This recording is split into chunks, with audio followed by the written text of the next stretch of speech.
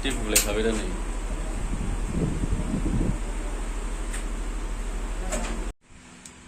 बिमा फिसा गारलायनानै गोग्लैनानै आखायानो क्रेप सादों बोगगासो मोनो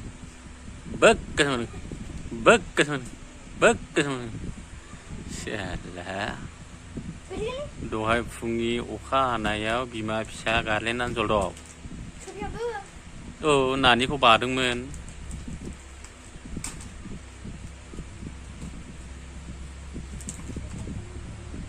बायाखै बायनायालाय लोदिदों गोहोदों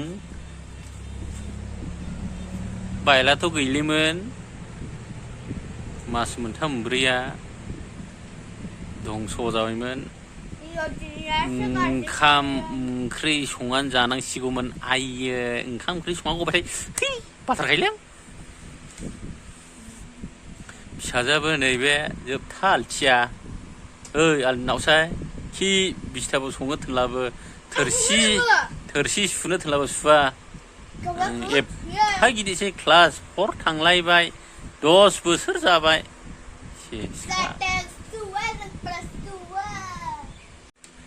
बिजनियावहाय एक्सट्रा खालामनानै फैबाय दासो जानायालाय दहाय फुङाव जादों नोंसिनिलाय जानायनि अनगा मा दङ बिमा बिफाया मा जादों मा जाया खुनु टेनसन गैया जानांगौ गेलेनांगौ खावबायनांगौ बेनोल'सै